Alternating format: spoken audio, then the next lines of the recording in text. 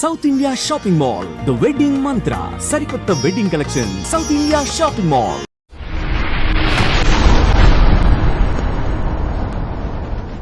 మామూలుగా చాలా Zoom out మోడ్లో ఉండే రామ్ గోపాల్ వర్మ గారు ఈ పురాణాల వరకు మాత్రం కొంచెం జూమ్ ఇన్ గా చూస్తున్నారా అని ఒక డౌట్ కలుగు. జూమ్ ఇన్ గా చూడాలి, ఎందుకంటే రోల్ మోడల్ కింద వచ్చినాయి. పురాణ పురుషులు అంటే సినిమా కథ కాదు, లేకపోతే మ్యాగజైన్లో వచ్చే స్వాతి మ్యాగజైన్లో వచ్చే కథ కాదు. టోటల్గా మనం ఎవరిని ఫాలో అవ్వాలి, ఒక బెటర్మెంట్ ఆఫ్ ద సొసైటీ కానీ క్రియేట్ చేసిన రోల్ మోడల్స్ ఇలాంటి దేవుళ్ళు అందరూ.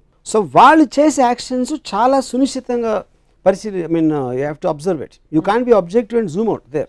You have to be subjective and observe them very closely exactly the actions, because ఆ ప్యాటర్న్ అనేది వేరే వాళ్ళు ఫాలో అవ్వాలి లెక్క ప్రకారం. అంటే పురాణాలు నిజంగా జరిగాయి, ఇవి రియల్ అని అనడానికి కానీ, అంటే రియల్ అన్రియల్ అని మీరు ఎప్పుడు డిబేట్ చేయలేదు, బట్ సంకేతాలు చాలా ఉన్నాయి. పుష్పక విమానం ఇప్పుడు ఏరోప్లేన్ గా ట్రాన్స్లేట్ అయింది. బహుశా అక్కడి నుంచి ఐడియాస్ వచ్చాయేమో. పుష్పక విమానం ఫస్ట్ టైం మనమే ఇన్వెంట్ చేసాం. ఎందుకు చేసాం, ఎవరో రాశారు అది. అంటే అసలు ప్లేన్ అంటే ఏంటో తెలియని ఒక ప్రపంచంలో మన పురాణాల్లో పుష్పక విమానం వచ్చి మనం ఎయిర్ ఇండియా దగ్గర ఆగిపోయాం, which is suppose to be the worst aircraft in the world according to aviation industry world బ్రాడ్లో. అంటే పుష్పక విమానం అంతా జీనియస్తో స్టార్ట్ అయ్యి ఎయిర్ ఇండియా దగ్గర ఆగిపోవడానికి కారణం ఏంటి? ఎందుకంటే ఎయిర్ ఇండియా అనేది ప్రాక్టికల్ అప్లికెన్స్, పుష్పక విమానం అనేది ఒక రచయిత ఊహ, అది లేదు అప్పుడు. సో మనం ఇన్ని సంవత్సరాలు, అంటే ఇన్ని థౌజండ్స్ ఆఫ్ ఇయర్స్ ట్రెడిషన్ ఉండి, ఆ సివిలైజేషన్స్ ఉండి, అది ఉండి మనం అసలు ఏమి ట్రెడిషను, అసలు దాని కల్చర్ హిస్టరీ లేని అమెరికా ఎంబసీ బయట మన లైన్స్ ఉంటాయి, వాళ్ళ ఇండియన్ ఎంబసీ అనక బయట అమెరికన్ లైన్స్ ఉండవు. సో అదొక్కటే ఎందుకు అమెరికాలో పుష్పక విమానానికి 100 రెట్లు, మన బ్రహ్మాస్త్రానికి 100 రెట్లు అటామిక్ బాంబ్, హైడ్రోజన్ బాంబ్స్ వాళ్ళు కనిపెట్టారు, మనం కనిపెట్టలేదు. మనం కనిపెట్టాలనుకున్న ఊహలన్నీ మన పేపర్ మీద రాతల్లో మిగిలిపోయినాయి. వాళ్ళు చేసిన తర్వాత వాళ్ళ టెక్నాలజీ అద్దెకు తెచ్చుకునో లేకపోతే బతిమాలో తీసుకొచ్చి మన ఒకటే అరా ఉన్నాయి మన దగ్గర. సో మనం కేవలం చెప్తాం, వాళ్ళు చేస్తారు, అది డిఫరెన్స్. రాముడు, కృష్ణుడు వీళ్ళెవరూ మీకు రోల్ మోడల్స్గా పురుషులుగా అలా కనిపించారు, ఉత్తమ పురుషులుగా. అంటే కృష్ణుడు కొంచెం బెటర్, ఎందుకంటే చాలా మంది గోపికలు కొంచెం రియలిస్టిక్ గా ఉంది. గోపికలు అబద్ధాలు చెప్తాడు, మ్యానిపులేట్ చేస్తారు, నేను ముందు ఆయన చూసాను నేను చూడలేదు, ఇలాంటి అట్లీస్ట్ ఎంటర్టైనింగ్ ఆస్పెక్ట్ ఉంటుంది, కొంచెం మనిషికి దగ్గరగా ఉంటాడు కృష్ణుడు బెటర్ అంటారు రాముడు కంటే. బుద్ధుడి గురించి మీ అభిప్రాయం ఏంటి? మీలాగా అంటే బేసిక్గా చాలా బలమైన అభిప్రాయాలు ఉన్న వ్యక్తి, ఐ డోంట్ వాంట్ దిస్ వ్యవస్థ, ఐఎమ్ లీవింగ్ అని వెళ్ళిపోయి. ఇప్పుడు బుద్ధుడు, నా పాయింట్, ఇప్పుడు desire is the root cause of sorrow అనేది basic one line philosophy Buddhism, అంటే most important the fundamental point అది. నేను దానికి ఎగ్జాక్ట్ ఆపోజిట్. డిజైర్ అనేది లేకపోతే బతకడమే అసలు అనవసరం. మీరు బుద్ధుడికి పార్షియల్ గా ఉండి జూమ్ అవుట్ చేయట్లేదు. ఎందుకు ఆయన వైఫ్ ని వెళ్ళిపోయాడు, he said I don't want this system, I don't want this attachments. నేను first time talking about philosophy. తర్వాత తను ఏం చేశాడని నాకు పెద్ద అవగాహన లేదు బుద్ధుడు అంతకుముందు ఏం చేశాడు అనేది. Dzire is the root cause of సారో, అంటే కోరిక ఉంటే కోరిక తీరినప్పుడు మనకి సారోస్ వస్తాయి, కోరిక వదిలే అని చెప్పాడు. కోరిక లేకపోతే బతకటమే అనవసరం అనేది నా philosophy. So I am the exact opposite of Buddha. Yeah. But he had a major contribution bringing in peace, message of peace. అవ్వన్నీ మీకు కనిపించవా? I really don't know about that. So ఇప్పుడు మీరు ఈ సమకాలీన పరిస్థితుల్లో ఒక అవతార పురుషుడు, పురాణ పురుషుడు మీరు సినిమా తీయమంటే ఎవరు మీరు తీస్తారు? శకుని. I think కృష్ణుడు I think is far better example. ఎందుకంటే ఎలిమెంట్స్ ఆఫ్ శకుని ఉన్నాయి కృష్ణుడు దగ్గర, కానీ కృష్ణుడు తెలియదు ఆ విలన్ ఉంది అంటే కొంచెం నాకు, అంటే ఆబ్వియస్లీ మనందరికీ కూడా కృష్ణుడు ఎన్టీఆర్ గారి నుంచి వస్తుంది కాబట్టి నాకు చాలా స్ట్రాంగ్ ఇంప్రెషన్ అండి. ఎవరు ఏమి చెప్తున్నా భీముడు కోపం వస్తూ ఉంటుంది, దుర్యోధనుడు కోపం వస్తూ ఉంటుంది, ఈయన ఒక చిన్న నవ్వుతో, అది యాక్చువల్గా దేవుడు నా దృష్టిలో. ఎందుకంటే అబ్సల్యూట్లీ ఈజ్ అన్ఎమోషనల్ అబౌట్ ఎవ్రీథింగ్. శ్రీకృష్ణుడు నేను ఎప్పుడు కోపంగా చూడలేదు. శ్రీకృష్ణుడు నరికేద్దాం, చంపేద్దాం, యుద్ధంలో ఆపేసి ఒక భగవద్గీత అనే ఒక చిన్న క్లాసు అర్జునుడికి ఇవ్వడం, I like that is actual only దేవుడు నాకు తెలిసినంత అబ్జర్వేషన్. మీకు ఒకవేళ బ్రహ్మ, విష్ణు, శివుడు ముగ్గురుతో అపాయింట్మెంట్ ఉంది, కానీ మీరు ice cream 16th part shoot చేస్తూ బిజీగా ఉన్నారు కాబట్టి ఒకళ్ళకే టైం ఇవ్వగలుగుతారు, ఎవరికి ఇస్తారు?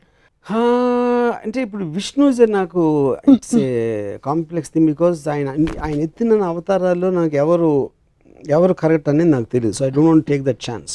బ్రహ్మ అనేది నేను ఎప్పుడు దేవుడిగా చూడలేదు, ఎందుకంటే ఎవరు పూజించరు. బ్రహ్మకు సృష్టించడం కాకుండా వీణ వినటం తప్పిస్తే తను ఇంకేం చేస్తాడో నాకు తెలియదు, అట్లీస్ట్ నాకు ఆ నాలెడ్జ్ లేదు. శివుడు ఐ లైక్ బికాజ్ నాకు getup kind of A power, force అనేది అది ఆస్పెక్ట్. సో వాళ్ళ ముగ్గురే తీసుకుని వాళ్ళు వేసిన అవతారాలు కొంచెం పక్కన పెడితే ఐ థింక్ శివ. కాంట్రాడిక్ట్ అవుతున్నారు కాబట్టి I have to ask. Yeah. ఇప్పుడు ఫర్ ఎగ్జాంపుల్ దేవుడి గురించి మాట్లాడుతున్న మన ప్రీవియస్ ఎపిసోడ్లో బ్రహ్మ తప్ప వేరే దేవుడు లేరని చెప్పారు. క్రియేటర్ నేను చెప్పింది, facilitator is different from creator. మీరు చెప్పారు బ్రహ్మని, క్రియేట్ చేసినోడు బ్రహ్మ అంటే ఓకే, నాకు బ్రహ్మ అని పిలవండి, దేవుడు అని పిలవండి, సప్న అని పిలవండి, నాకు ఏమి డిఫరెన్స్ లేదు అంటే. సో ఇప్పుడు క్రియేటర్ అనే దానికి తనకి క్రియేట్ చేసిన తర్వాత నాకు తెలిసి ఏం చేయట్లేదు కాబట్టి నేను మాట్లాడడానికి ఏం లేదు అక్కడ. తర్వాత శివుడు అల్ఖైదా కంటే ఘోరంగా సొంత కొడుకు తలకాయ నరికేశాడు అన్నారు. కరెక్ట్. బట్ శివుడే కలుస్తారు వెళ్ళి. ఎందుకంటే టెర్రరిస్ట్ ని క్రిమినల్స్ కలవడం నాకు చాలా ఇష్టం కాబట్టి మీకు శివుడు ఆ ఆస్పెక్ట్ నచ్చిందండి. ఓకే.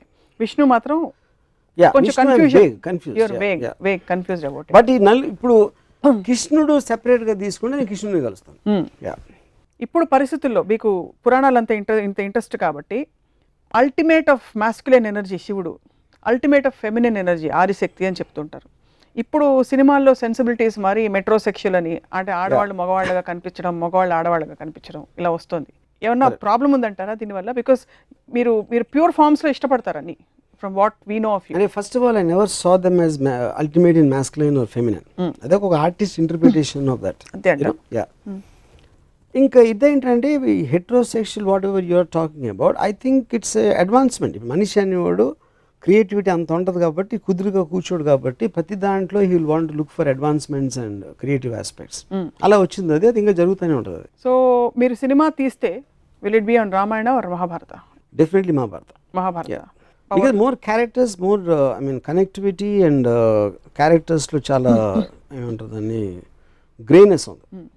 రామాయణంలో రైటర్ కంప్లీట్లీ రాముడి సైడ్ తీసుకుని ఈ just putting all the other characters, ఈడు మంచి ఆడు చెడు ఇద్దరిని డిఫైన్ చేయట్లేదు. అంటే నాకు రావణాసురుడు ఇప్పటి వరకు ఈ శూర్పణఖ ఇష్యూ వచ్చిన తర్వాత అంతకుముందు లంక ప్రజలు రావణాసురుడితో హ్యాపీయా కాదా అనేది నాకు ఇంతవరకు అర్థం కాలేదు. అంటే అమెరికా వచ్చి ఫ్రీడమ్ ఇప్పేస్తుందా లేకపోతే దండయాత్రగా వస్తుందా తెలియదు. సో లంక ప్రజలకి లంకేశ్వరుడు అయితే ఇష్టమైతే అప్పుడు రావణాసురుడు ఎందుకు చెడ్డాడు? కేవలం సీతను ఎత్తుకుపోయినందుక చెల్లెల కోసం, లేకపోతే ఇంకేమైనా చేశాడా తన ప్రజలు కానీ వేరే దేశాలు కానీ అనే క్లారిటీ నాకు, అలాంటి క్లారిటీ లేని చాలా ఉన్నాయి రామాయణంలో నాకు. అందుకని I have not connected to that. But Mahabharatam very much I'm connected because it all related to normal people. చిన్నప్పుడు మీకు ఎవరైనా పురాణ గాథలు, పెద్దవాళ్ళు కథలు చెప్తుంటారు ఇంట్లో, మిమ్మల్ని నిద్రపుచ్చుతో చెప్పడం, ఇంట్లో అమ్మమ్మ కానీ నాయనమ్మ గారి అలా ఆంట్స్ కానీ ఏమైనా చేశారా? లేక మీరు మై గ్రాండ్ మదర్ ఇందాక చెప్పాను కదా ఏదో ఎపిసోడ్లో రామాయణం గురించి she used to keep on telling me. Ramayanam గురించి చెప్పేవారు, రామకోట రాసేవారని చెప్పారు. ఆవిడ చెప్పేవారు రామాయణం గురించి. రామాయణం కథ ఆవిడ దగ్గర విన్నారు, విని ఎందుకు నేర్చుకోకూడదో తెలుసుకున్నాను. దశావతారాలు 10 ఉన్నాయి, 11వ ఉంటే ఎవరు అవుతారు? 11వ సపోజ్ దశావతారాల తర్వాత ఇంకో అవతారం ఉంటే ఎలా ఉంటుంది అనుకుంటున్నారు? Maybe NTR the human being. NT రామావతారం. నాకు అందరి దేవుళ్ళు కానీ ఎక్కువ ఎన్టీఆర్ కనెక్ట్ అయ్యాను. ఆయన చేసిన మూలానో వాట్ ఎవర్ మూల, even as a political person, as a politician, as a human being, as a human being I felt that he has far more better qualities than Ramayana Krishna, original Ramayana Krishna. Like for example everything, like the way he speaks, the way he comes across, whatever it is. పురాణాలు కేవలం ఇది role models అంత hype లేకపోతే, కేవలం కథల్ని వాస్తవాలుగా చూడగలిగితే వాటికి తావు ఉందని మీరు అనుకుంటున్నారు? అలాంటి స్టోరీస్ పురాణాలకి దేవుడు కనెక్షను, లేకపోతే ఏముంటుందని ఒక లార్జర్ దెన్ లైఫ్ ఆస్పెక్ట్, ఒక దైవత్వం లేని ఆస్పెక్ట్లో కేవలం కథలుగా వస్తే నాకు తెలిసి బి గ్రేడ్ సినిమా ప్రొడ్యూసర్ కూడా దాన్ని యాక్సెప్ట్ చేయడు. అంత లాజిక్ లేని, అబ్సల్యూట్ క్లారిటీ లేని కథలని. ఇప్పుడు ఫర్ ఎగ్జాంపుల్ ఈ ఎపిసోడ్ చూసిన తర్వాత విశ్వ హిందూ పరిషత్ వాళ్ళు వచ్చి మీ మీద దండయాత్రకు వచ్చి మిమ్మల్ని మీతో ఒక డిబేట్కి రెడీ అంటే మీరు రెడీయా? ఇప్పుడు విశ్వ హిందూ పరిషత్ ఎవరు నాకు తెలియదు. ఫస్ట్ ఆఫ్ ఆల్ నా పాయింట్, ఎవరైనా కానీ ఇప్పుడు నేను ఇందాక ఒక చెప్పాను, నేను I don't claim to be an expert on Ramayanam. నేను ఒక మామూలుడికి ఆ పురాణాల గురించి ఎంత తెలుసు నాకు అంతే తెలుసు. దాని గురించి నేను మాట్లాడుతున్నాను. అప్పుడు దానికి ఎక్స్ప్లెనేషన్ చేస్తా. నీకు అర్థం అవ్వంది ఏంటంటే శివుడు తన కొడుకుని ఎందుకు చంపాడు, తల నరికి ఏనుగు తల ఎందుకు పెట్టాడు, తన కొడుకు తల ఎందుకు పెట్టలేకపోయాడు అనే దానికి ఎక్స్ప్లెనేషన్ నాకు ఇస్తే I will very happily listen. I will be very glad. I might go and join Hindu Parishad. You will go and join అవుతా. నాకు సాటిస్ఫాక్టరీ ఆన్సర్ ఇస్తాయి. సేమ్ థింగ్ అయోధ్యను వదిలేసి ఉట్టి ఎవరో ఒక పాతకి కైకేకి ఇచ్చిన వాటికి రాముడిని పంపేసి అంత ఇర్రెస్పాన్సిబిలిటీతో ఒక కింగ్ ఉంటే దాన్ని అది కరెక్టే తను చేసిన ఎక్స్ప్లెనేషన్ ఇస్తే నేను విహెచ్పిలో చేస్తాను. కృష్ణుడు most intriguing character, most interesting character for you. 3 characters లో who is the most interesting character for you in the Puranas? I really doubt any stree character has ever been given importance. Always under the feudalistic as society లో రాసిన book కాబట్టి they're always relegated to the background. నేను ఎప్పుడు ఏ character కూడా అంటే మహాభారతంలో to extent జరిగి ఉండొచ్చు అది, బట్ నేను రామాయణంలో మాత్రం అసలు నాకు గుర్తు కూడా. రిమోట్ కంట్రోల్స్ అని స్త్రీల దగ్గర ఉన్నాయి, కైకే దగ్గర ఉంది ఒక పక్క, సీతమ్మ వారి వల్లే మొత్తం అసలు రామాయణం అంటే అది ఇన్స్టిగేటర్ ఆస్పెక్ట్ కి మూవ్ చేసిన దానికి ఒక మనం రోల్ మోడల్స్ గురించి మాట్లాడతాం. రోల్ మోడల్స్ అనే దగ్గర స్త్రీలు ఎప్పుడు నాకు ఎక్కడ కనపడలేదు. సీతమ్మ వారి సహనానికి ప్రతీక, భూదేవ్ అంతటి సహనం సీతమ్మ వారిది. ఎలాగా అంటే అప్పుడు ఏంటంటే దాన్ని రాసింది నేను ఏం చేసినా పడి ఉండాలి అని మగోడు ఒక స్త్రీని నొక్కి పట్టించడానికి ఒక సీతమ్మ వారి ఒక ఎగ్జాంపుల్ ఇచ్చి ట్రై చేశారు ఫ్యూడల్ కైండ్లో. I think that is what it is. So it's not relevant now. It is not relevant. It should not be relevant. What should he have ఇప్పుడు నాకు ఒక normal average Indian housewife she behaves like Sita. I think it is slavery. It is slavery. ఏం చేస్తుంటారు ఇప్పుడు modern Ramayanam జరుగుతుంది, తను ఊరుకోదు ఇలా చేస్తే. ఎవరైనా ఎత్తుకుపోయారు ఇప్పుడు ఏ స్త్రీ అయినా వచ్చేసి వెళ్ళిపోయి అడవికి వెళ్ళిపోతే అని భార్య మీరు వెళ్ళిపోతే నేను వచ్చేస్తాను వెనకాలంటదా? ఎందుకు మీరు అడగాలని ప్రవోక్ చేస్తుంది కదా ఎవరైనా. అంటే అప్పుడు ప్రవోక్ చేయకపోతే పతివ్రత కదా. ఏ ఇంట్లో కూడా మన కుటుంబం మనది మనం చూసుకోవాలి ఎవరైనా సరే అనేది ఒక థర్డ్ అబ్జర్వేషన్ ఇవ్వటం అనేది ఏ భార్యకైనా తన రెస్పాన్సిబిలిటీ.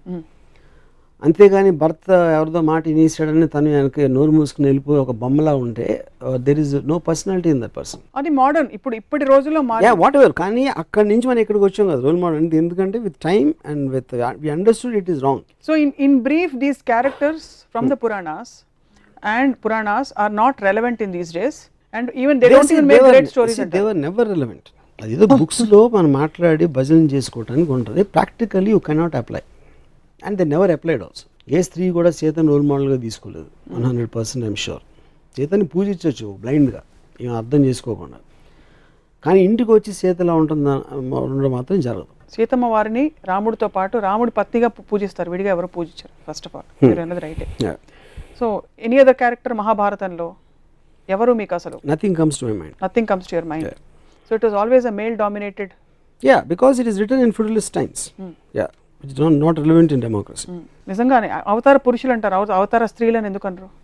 అది point. So what would you like to tell our viewers Varma గారు అబౌట్ ఇప్పుడు ఇంత డిస్కషన్ అంటే ఇది డైరెక్ట్లీ కనెక్టెడ్ టు లైఫ్ కాదు. This is all related again to God or anything super aspect. So I don't think the answer will be very different. నా point ఏంటంటే మీకు చదివారు, మీకు ఆనందం వస్తుంది, మంచి మ్యూజిక్ పీస్ అన్నారు, దాంట్లో ఏమైనా అర్థం చేసుకోవాల్సిన అవసరం లేదు. ఆ తర్వాత రాములు వారు ఇలా వెళ్ళారు, రాములు వారు భద్రాచలం వెళ్ళారు అని వినటానికి మీకు బాగుంటే దట్ ఈస్ యువర్ కాల్. మీ ఎలాంటి మ్యూజిక్ ఇష్టం, ఎలాంటి కథ ఇష్టం అనేది మీ సెన్సిబిలిటీ, మీ ఎక్స్పోజర్, మీ ఐక్యూ లెవెల్ అలాంటి రకరకాల ఆటల మీద ఆధారపడి ఉంటుంది. కానీ పాయింట్ ఏంటంటే మీరు పూజించే ఒక గ్రంథం, మీరు పూజించే పురాణ పురుషులు అసలు నిజంగా ఆ పూజలకి అర్హుల అనేది క్వశ్చన్ చేసుకుంటాం అనేది ప్రోగ్రెషన్కి సింబల్. అది ఒకటి నేను చెప్పేది. ప్రోగ్రెషన్ అన్నారు కాబట్టి ఈ క్వశ్చన్ అడుగుతున్నాను. అప్పట్లోనే పురాణాల్లో progressive thoughts, for example homosexuality లాంటి కొన్ని బలమైన ఇప్పుడు ఇంకా వివాదాస్పదం అవుతున్న కొన్ని అంశాలు అప్పుడే ప్రస్తావించారు. అప్పుడు ప్రోగ్రెసివ్ టైమ్స్ కాదంటారు. అయితే ఇప్పుడు అది ప్రస్తావించి తర్వాత వెనక్కి ఎందుకు వచ్చామన్నా? పుష్పక విమానం కట్టేసి ఎయిర్ ఇండియాకి వచ్చి అప్పుడు అది చెప్పి ఇప్పుడు కూడా సెక్షువల్ రిప్రెషన్ పెట్టి అప్పుడు అక్కడ ఏదో మనం టెలిస్కోప్ దిక్సూచి ఉంది అని చెప్పి ఇటలీ అమెరికా కనిపెట్టిన 40 సంవత్సరాలకి మన దేశానికి వచ్చి అక్కడ కనిపెట్టి అక్కడ ఎందుకు ఆపేసి? ఎందుకంటే మనం కనిపెట్టలే, ఇది అదేమీ లేదు, అది ఎవరో రాసుకున్నారు. ఆ పర్టికులర్ రాసిన అతను తనకి గే ఫీలింగ్స్ ఉంటే తను రాసేసి ఉంటాడు.